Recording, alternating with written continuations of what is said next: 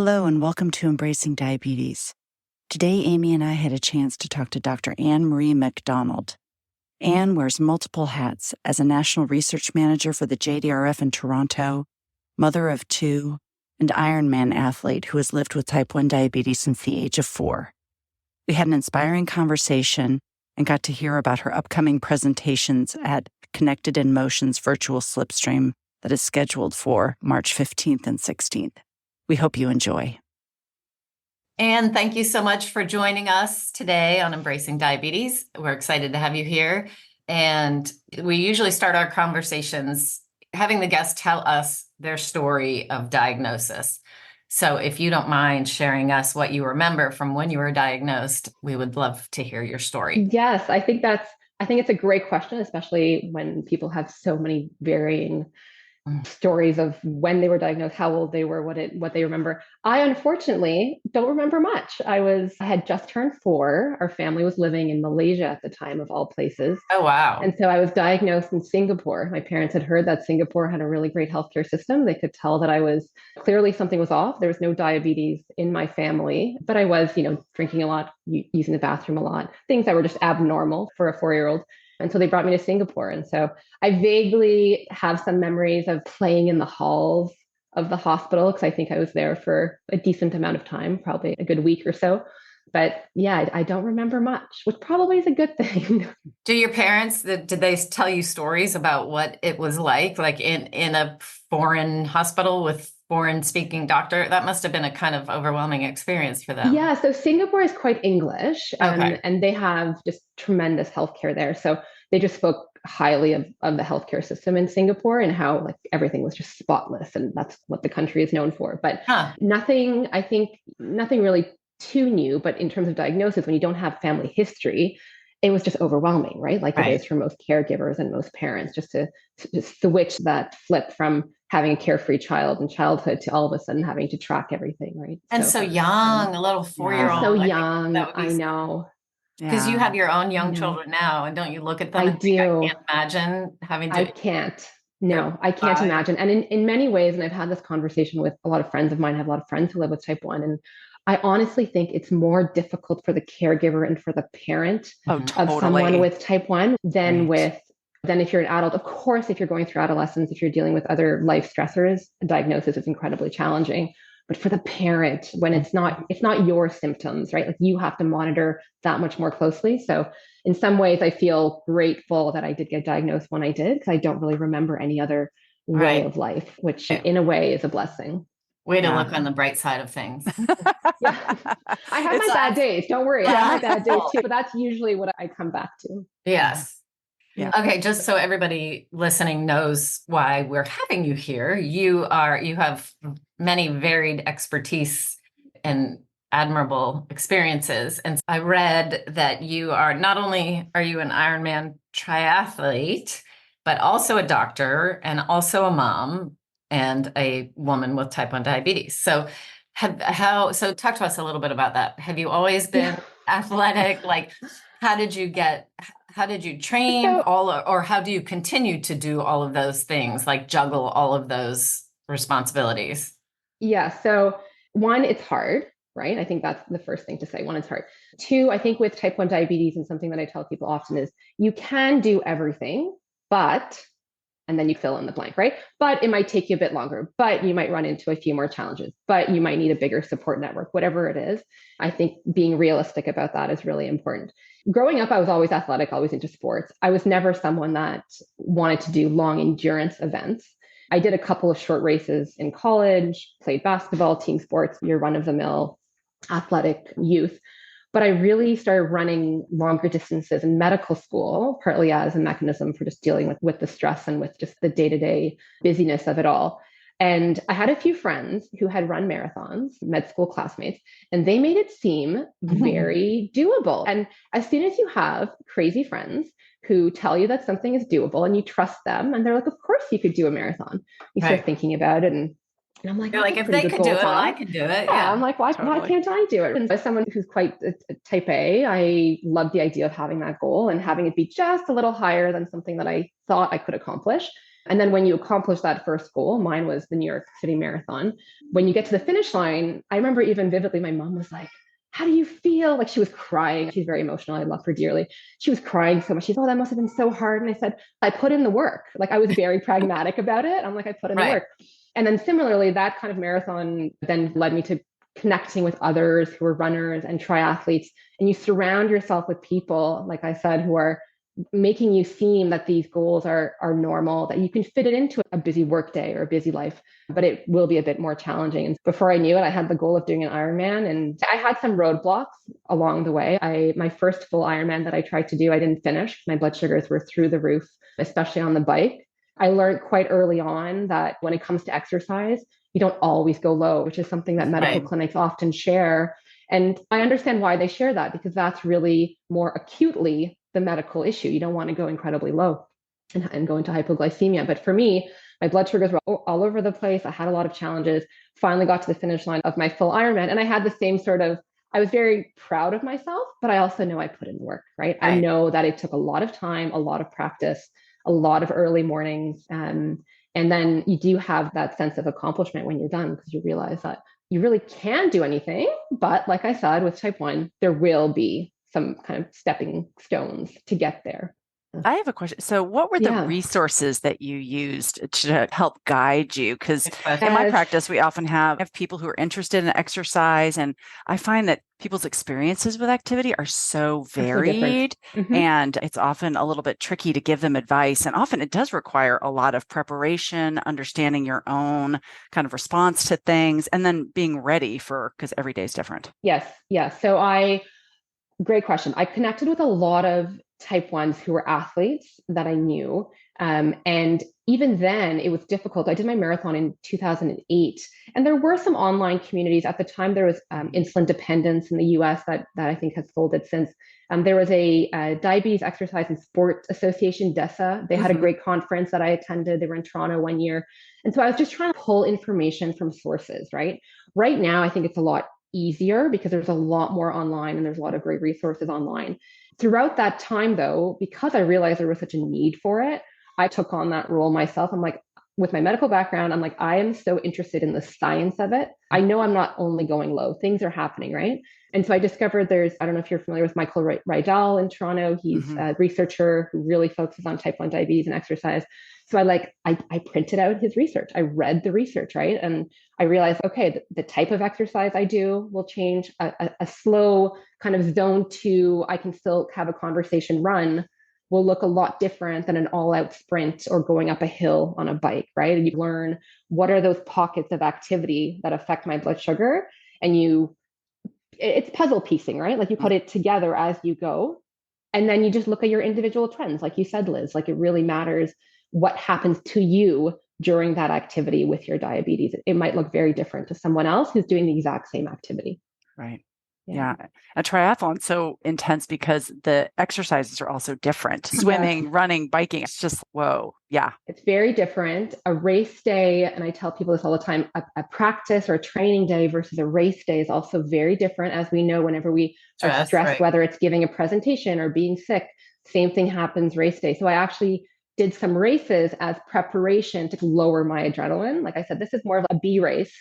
Here, I'm really focused. My goal is a diabetes goal. I don't care about what time I do. I don't care about the activity piece. It's more, how can I train my body to be calm at the start, to not have my blood sugar shoot up to 300 or 400 on the actual race. That's a really good tip, because I did one marathon way back a long time ago and trained for months. And the day of, woke up and my blood sugar was like 350 or something. Yes. And what was that? There was nothing I could do. I did go run, and it stayed high for probably the first 8 miles. Yeah. And you're told to cut your insulin and eat more, give less insulin. And then before you know it, you're trying to do this race or activity. I often do goals for races that are either diabetes or exercise related or activity related, because that way you can just focus on one thing for each. If you have, of course, the ability to do multiple races to fit it into your life, that's, of course, a consideration. Wow. And that I just have a lot to think. This is also pre-kids, right? This is pre-kids. Right. Okay, that's helpful. I don't think I could fit it in now. I was waking up early, doing a swim before work in the morning. I was doing a run at night. My Saturday was devoted to a 4 or 5 hour bike ride, right? Like I had a very supportive partner and a dog. I had no children. Yes, it's different. I do a lot of my biking indoors on a trainer early morning. Like today I was up at 5 to get a workout in before the kids were up. And it's nice. It's quiet. Everybody's sleeping and you start your day with a bit of activity and it helps your insulin sensitivity all day too, which is a bonus. Right. So now tell us about your title is JDRF National Manager Research Programs and Knowledge Mobilization. So I like that. Yes. What is knowledge mobilization? Yes, you know what? It's a question I do get often. You might hear varying terms. You might hear knowledge translation, knowledge exchange, knowledge mobilization. And what it really boils down to is the sharing of ideas and research results with others, whatever your target audience is, right? So for us at JDRF, we really focus on funding research into type 1 diabetes. And so we want to make sure that the research that we're conducting isn't lost, right? We know that so much research happens. There are so many publications out there, but what actually happens at the end of a grant term? What do we do with that information? Can it change policy? Can it change practice? What has to happen with that data and those results for that to happen? Unfortunately, research moves very slowly. And I think it was on the copy of your description for your podcast about a cure will be 5 years away. Right. I heard that too, right? I was also diagnosed in the 80s and I remember my parents were told it'll be 5 years, right?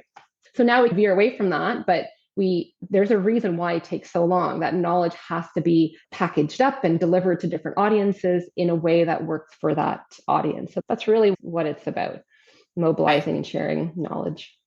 And so do you do some of translating for the general public knowledge, like taking your research so that the general public can understand it? Or is it working primarily with different medical researcher scientist groups? So great question. It's a little bit of everything. So it's partly for the type 1 diabetes community, whether that's families of those affected with type 1, whether it's adults. It's also for federal, provincial in the US. JDRF is based in New York City. They do a lot of knowledge mobilization to work with government, right? To push advocacy efforts, for example. And then, like you said, it's really about the impact that the research is having. There's a lot of knowledge mobilization amongst researchers, right? We know that research is a collaborative space, and so you don't want the research to happen in silos at academic institutions. You want it to be shared so that hopefully things can advance faster. Right. Yeah. So let's just go ahead and jump into Connected in Motion. So Connected in Motion has upcoming virtual conference, which is great because then I can attend it with living in South Carolina. And you're doing 2 different presentations. One is about pregnancy, one is about women and aging. And we would love to talk to you about both, but Liz and I are particularly interested in all things aging and women. So I'd love to hear, can you give us like some highlights? What are you going to talk about?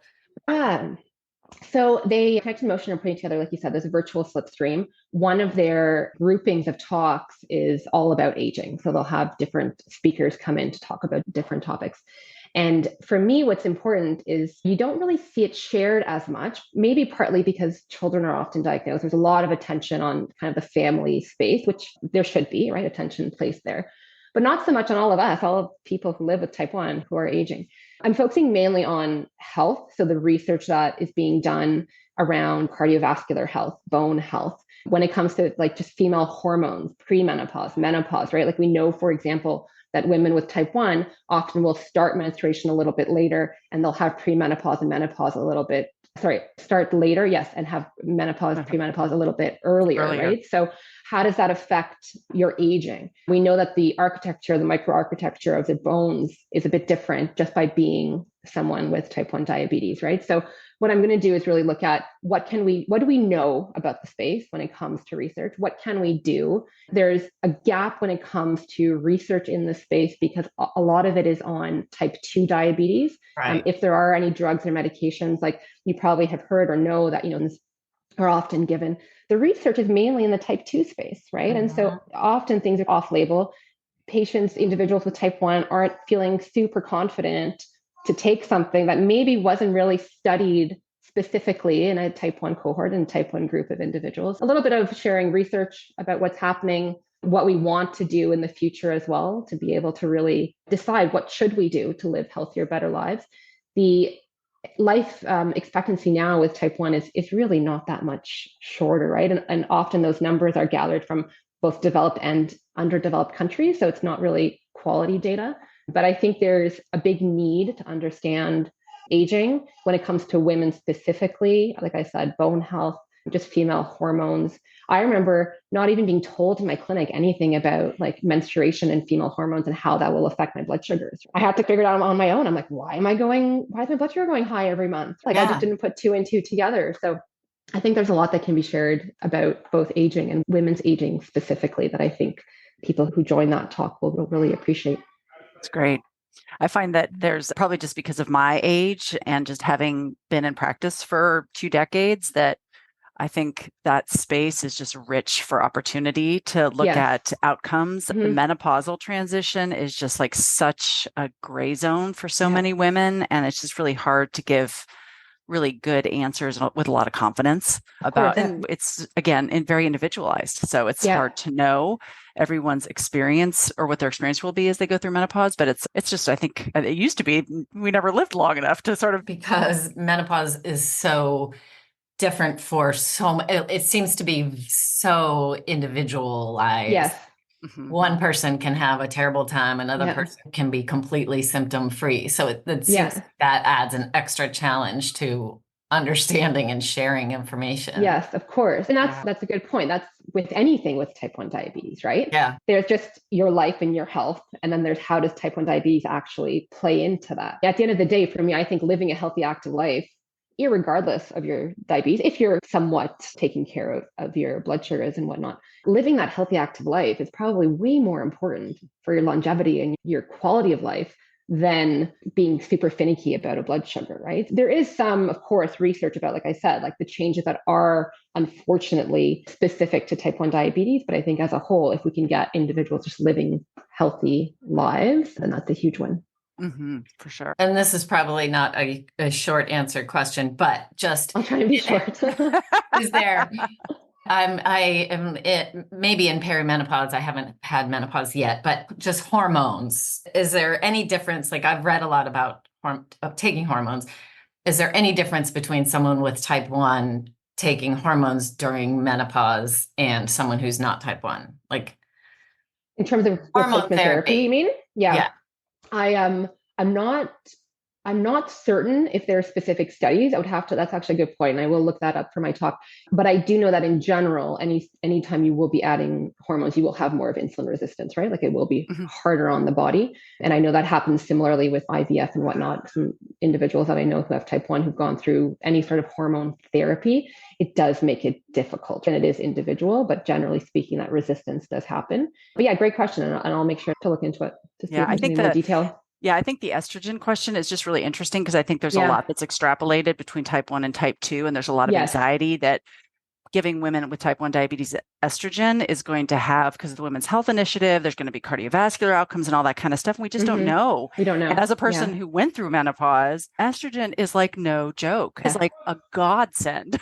Yeah. Because you talk about the effect on blood sugars, but man, if you're not sleeping because of hot flashes, your blood sugars look also. So it's like, and how would that, if we have estrogen anyway, and we're losing it, so then you take hormones to recover some of that, so I would think you're balancing it out. It's not like you're going from zero. Replacing. Yeah. And it's consistent, right? Because you're not like doing like birth control pills where you're cycling or having different doses, which we tend not to do, but just the consistency of it really helps with stability. But it's great that you're going to be talking about that because I think it's just an interesting, just aging. And there are not enough articles, not enough books, not enough speakers. So thank you. Which is really surprising, right? Yeah. Like, there should be more out there. Yeah. So we're glad that we're glad you're available and doing what you're doing. So thank you. Yeah. And so we're probably getting close to time, but we always like to end with looking ahead. So what's beyond your conference next weekend? What are you looking forward to in the next 6 months, the next year with work or family, or what's on the horizon for you? Oh, that's always a good question. I'm definitely a forward-looking person. I have in terms of diabetes, I think I told myself that I wanted to start looping, which I Mm. waited for my pregnancies to be over, and I haven't done that yet. I'm still just on the Omnipod. We don't have the Omnipod 5 yet in Canada, so I'm thinking of looping, which will be exciting. Mm. And then my sport goal is I've gotten back to running postpartum. Running is logistically a lot easier than triathlon, as you can imagine with young kids. So I would love to, it's going to take me a few years. I would love to qualify for the Boston Marathon. Good for That's like my you. big bucket goal. Giving myself 5 years. I think it's doable in 5 years. Good for you. I've learned over the years that it always takes longer than you think, but you can always get there. Yep. When it right. comes to some of these athletic goals. And then I think just day to day, I think what's nice now post COVID is just like, even if this is a virtual meeting, just interacting, being out more, connecting with the community, right? Like I've definitely missed that with COVID, and with having young children, it becomes difficult. So whether it's going to conferences or traveling, I'm just looking forward to getting out of the house more. Yeah, That's great. that sounds great. Does JDRF have a group that runs in the Boston Marathon? Or is it just, I know they do it in New York. Yes, I think they do. I should know that. I know they do New York. I believe they have done Boston in the past. Whether they do it every year, I don't know. The older I get, the more time I get to qualify. So now that I just turned 40, I'll be in the next kind of age group, which is always nice. You get an extra 5 minutes. Nice. 5 minutes I'll is take great. it. I'll take it. Yeah. Right. Yeah. That's great. We Great. look forward to hearing about your progress, and we'll Yes. stay in touch and follow up with you. And Yeah, I would thank love you that. so Thank much. you. Thanks for taking the time to meet with us, and I'll look forward to seeing you next weekend on the Perfect. slipstream. Yeah, So Yes. yeah. Thank you so much, Anne. You're very welcome. take care. Thank you for listening to this episode of Embracing Diabetes with your podcast hosts, Dr. Liz Stevens and myself, Amy Stockwell, and music by Noah Mortola. We hope you enjoyed the conversation and maybe felt inspired or informed or less alone or all of the above. Please follow Embracing Diabetes on all major podcast platforms and leave a comment, question, or review. Thanks again. We hope you'll come back for more.